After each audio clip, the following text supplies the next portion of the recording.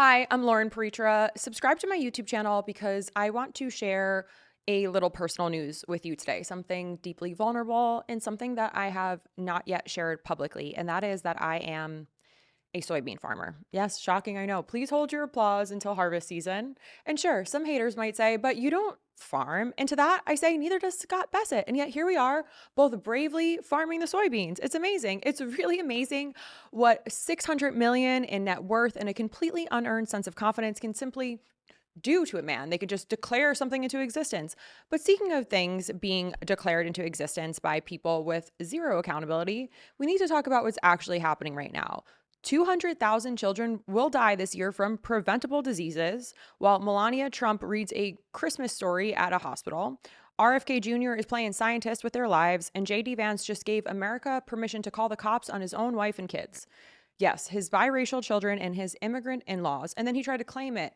He tried to make it be about borrowing sugar. And in Florida, a teacher assaulted a student for months on camera with surveillance footage, with bruises shown to staff, with bite marks. But sure, Ron DeSantis keeps banning books with penguins that have two dads. Anyway, let's get into it. Since the agreement with the Chinese, they are going to buy 12.5 million metric tons. But Margaret, I'm involved in the agricultural industry. I run a soybean farm, and I can tell you, own one. You invest in it. Sorry? You own or invest in and people in my family go out and work on it. I actually just divested it this week as part of my ethics agreement, so I'm out of that business, but I probably know more about any Treasury Secretary than about agriculture since the 1800s. And I can tell you that what farmers need is certainty, and we have put that in place with this trade deal. Scott Bessent, bless his cold black heart. He and that $600 million net worth that he's got, saying he runs a farm. It's incredible, because I've also been meaning to tell you all that I'm also an astronaut. Like, Scott Bessent is truly so used to being surrounded by sheep that he will just expect them to nod and agree to anything he says, whatever he wants to say, even if it's not real. The confidence of a white mediocre man is truly something to be studied. Even the reporter has to do the whole like gentle tap, like, no, you actually don't run a farm, you just invested in one. Just like my invested employee RSUs from Amazon don't make me Jeff Bezos. And then he immediately pivots into like, well, people go out and work on it, and oh yeah, do they? Is that what they do on the farm? If I was a betting woman, which I'm not, I'd say the closest he's ever come to field work is a field trip with ICE. Scott Bessent is also the guy known for his drunk cat fights with Elon Musk and Bill Plute, the FHFA director, which is a weird kind of slightly redeeming quality about him, because I too would want to fight all three of them. And he's also the same guy that weaponized Americans' private tax information by giving it to ICE so ICE could raid the IRS's confidential database to hunt down immigrants and deport them, destroying privacy protections that had stood for decades and turning the simple act of paying your taxes into a trap that could get you deported. This is the same Scott Bessent who funneled tens of billions of US taxpayer dollars into Argentina, up to 40 billion in currency swaps and peso purchases, all to prop up Trump's fascist bud Javier Milei and his government before his election.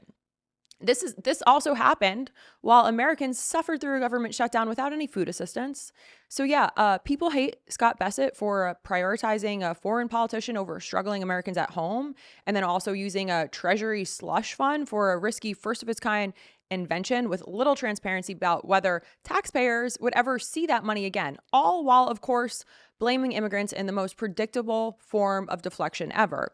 And speaking of immigrants, First Lady Melania Trump reads a Christmas story to kids at a children's hospital this weekend. And read is somewhat of a generous word, but let's take a look. Can Santa see in the dark? Does he wear night vision goggles that make everything green? I bet he'd like that, because Santa likes green. Or heat vision goggles, because he might like red better.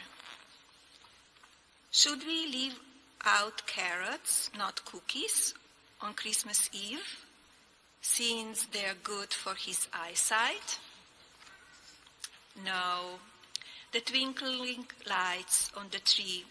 Listen, if you have an accent and you can speak or in this case, are learning to speak multiple languages, you already have a leg up on me. So I'm not going to go in on her there.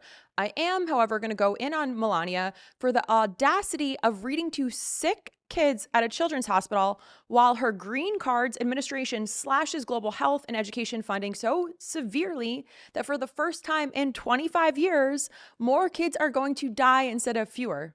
Kids will die, loads of them. Time reported an extra 200,000 children under 5 are expected to die this year from diseases that we can actually prevent with vaccines and basic treatments.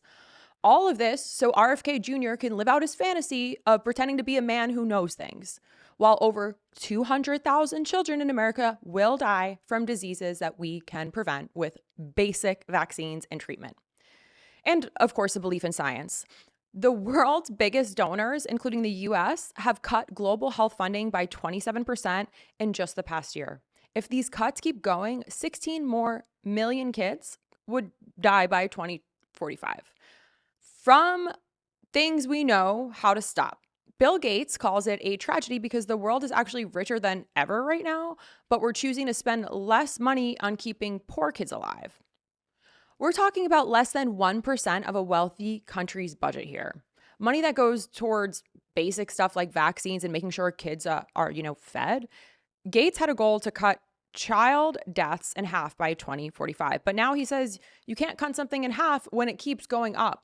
These cuts trap poor countries in a cycle where they can't build their own health systems. And there's no sign things will get better anytime soon. But instead, here in the US, what are we doing? Are we helping these kids? No, of course not.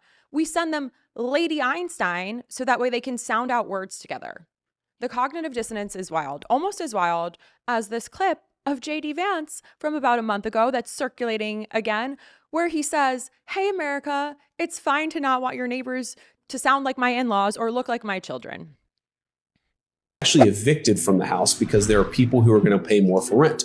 And then what happens is 20 people move into a 3-bedroom house. 20 people from a totally different culture, totally different ways of interacting. Again, we can respect their dignity while also being angry at the Biden administration for letting that situation happen and recognizing that their next door neighbors are going to say, well, wait a second, what is going on here? I don't know these people. They don't speak the same language that I do. And because there are 20 in the house next door, it's a little bit rowdier than it was when there was just a family of 4, a family of 5. It is totally reasonable and acceptable for American citizens to look at their next door neighbors and say, I want to live next to people who I have something in common with. I don't want to live next to 4 families of strangers.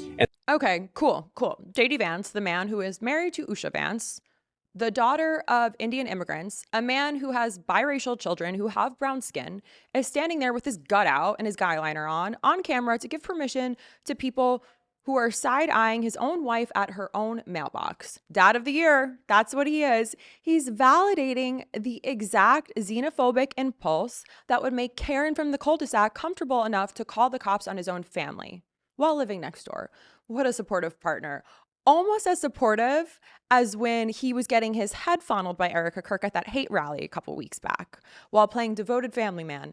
I need to say this again. JD Vance is literally giving the green light to people who would absolutely report his family to the HOA for suspicious activity when they see Usha speaking to her parents or his children existing while being brown. And then, of course, he tried to defend it. First, claiming it was a made up quote, which sure, if the video evidence doesn't count as video evidence, then he pivoted to this delightful explanation, which is, what's reasonable to want to share a language with your neighbor? Isn't that reasonable? How do you borrow a cup of sugar? How do you resolve disagreements? Right. This was all about a cup of sugar. Give me a fucking break. Millions of multilingual communities across the country have somehow been making it work for centuries without his guidance or his guyliner. They love to villainize the wrong people. I am literally so not shook at all by one of my neighbors speaking Farsi, but I will absolutely take the stairs instead of getting into an elevator alone with a strange man that looks like JD Vance. So yeah, you guys did that one to yourselves. So yeah, and speaking of actual threats versus completely fake manufactured ones, another wholesome story out of Ron DeSantis's Florida. I call this clip the teacher Pedalini.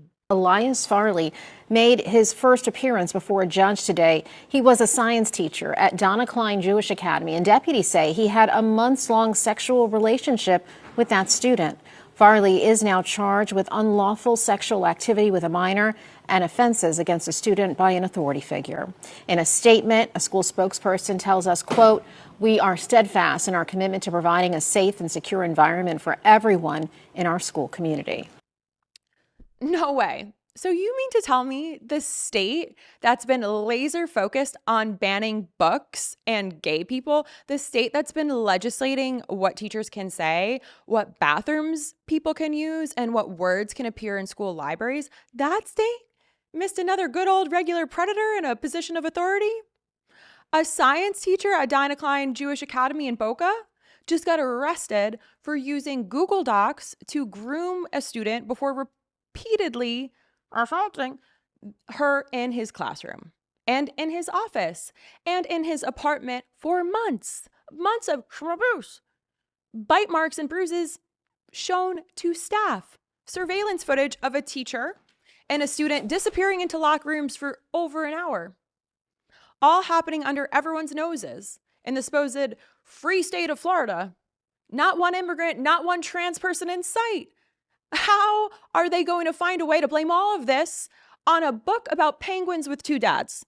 Like maybe instead of pouring all this legislative power into mandating the gospel of Charlie Kirk and making sure that's in every Florida public school, which is something I covered a couple weeks ago, by the way, maybe we should keep a closer eye on the statistically predictable abusers of power. What do you say?